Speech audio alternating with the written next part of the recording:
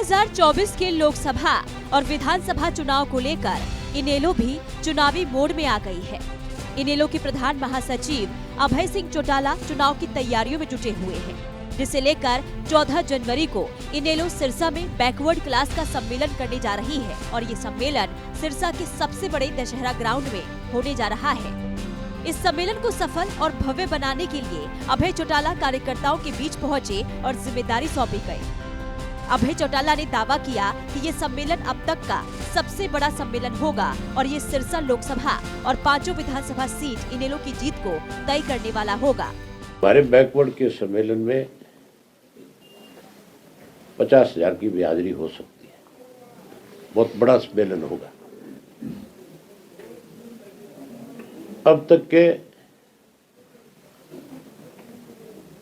जितने भी यहाँ पे पब्लिक मीटिंग हुई है सिरसा में, चाहे वो किसी भी राजनीतिक दल ने करी, उन सब के रिकॉर्ड हमारा बैकवर्ड सम्मेलन ही तोड़ देगा और उस दिन ये भी तय कर देगा कि 2024 में जो लोकसभा का चुनाव होगा, उस लोकसभा के चुनाव के अंदर सिरसा की सीट से इंडियन नेशनल लोकदल पार्टी जिसको उम्मीदवार बना करके ले आई, चौटाला साहब जिसको टिकट देंगे, वो लाखों मतों से जीतेगा। वहीं अभय चौटाला ने हरियाणा सरकार और कांग्रेस को भी आड़े हाथों लेने का काम किया। इनेलो प्रधान ने कहा कि मौजूदा सरकार ने प्रदेश के हित में कोई काम नहीं किए हैं, यही वजह है जनता सरकार से नाखुश है। चाहे वो कांग्रेस की सरकार थी, चाहे बीजेपी की सरकार है, इन्होंने इस जिले की अनदेखी करने का काम किया। चाहे वो रोजगार का मामला है,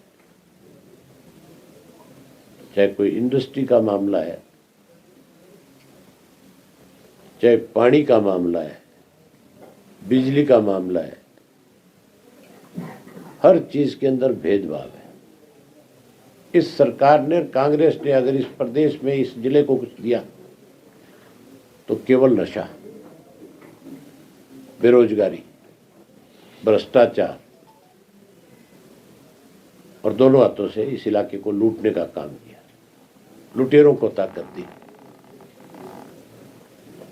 इसलिए यहाँ का हर आदमी जो है इनसे दुखी है, परेशान है।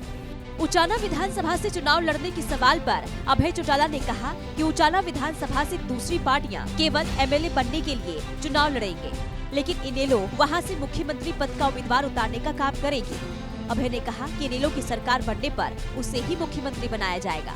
इंडियन नेशनल लोकदल पार्टी जो उम्मीदवार उतारेगी वो मुख्यमंत्री का उम्मीदवार होगा। बाकी पार्टियों के जो उम्मीदवार है वो तो सिर्फ एमएलए बनने के लिए चुनाव लड़ते हैं।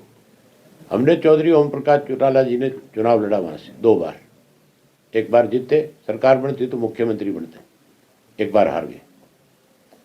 अब फिर हमारा जो कैंडिडेट होगा वो मुख्यमंत्री का ही उम्मीदवार होगा। अगर हमारी सरकार बनेगी तो जो चुनाव लड़ेगा वो मुख्यमंत्री बनेगा। खैर, चुनावी बिसात बीत चुकी है।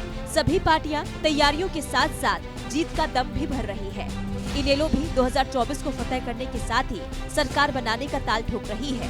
अब चुनावी नतीजे किस ओर जाते हैं ये तो वक्त बताएगा, लेकिन उससे पहले चुनाव को लेकर सरगर्मियां खूब तेज है। सिरसा से सुरेंद्र सावंत की रिपोर्ट।